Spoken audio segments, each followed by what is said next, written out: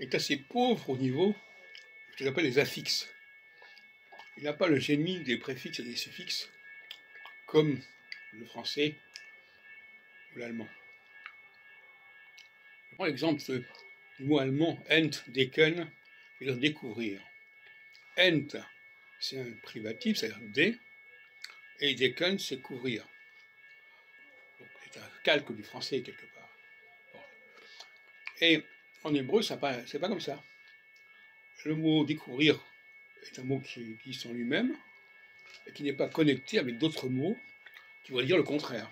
Alors que dans découvrir, il y a découvrir d'un côté et couvrir de l'autre qui est l'inverse. Ça n'existe pas en hébreu. Ce sens de la dualité n'est pas donné par la langue hébraïque.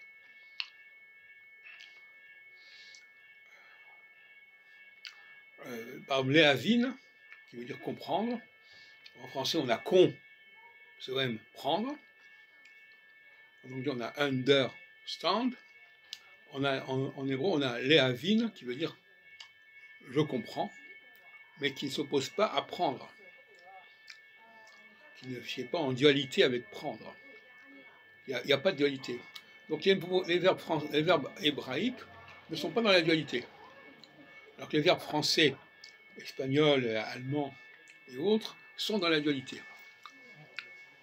C'est un problème.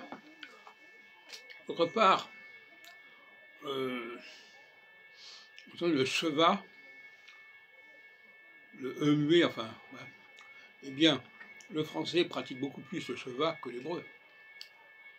Si je dis je chanterai, le e de chanterai est un cheva, parce qu'il va permettre de relier le radical chanter avec l'auxiliaire et aï, qui est la marque ici du futur. Donc on va pas dire je chanterai, on va dire je chanterai. On va compresser, compacter, contracter les deux termes du mot pour n'en faire qu'un seul en se servant du cheva, c'est-à-dire du muet. En hébreu, nous avons un seul cas qui me paraît remarquable, c'est ce qu'on appelle la forme réflexive, le hitpael. Alors le hitpael, on peut dire que le ist de hitpael est un préfixe de pael.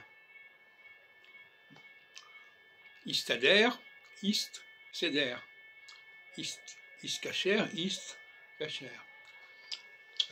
Donc, nous avons là un préfixe qui sert de forme pronominale que nous n'avons pas de façon aussi nette en français ou ailleurs. Donc, il y a une préfixation de l'hébreu pour la forme réflexive, mais donc là il y a une opposition. It kesher, c'est le lien. It kacher, c'est se mettre en liaison à, par exemple téléphoner. Seder, c'est l'ordre. Istader, c'est ordonner.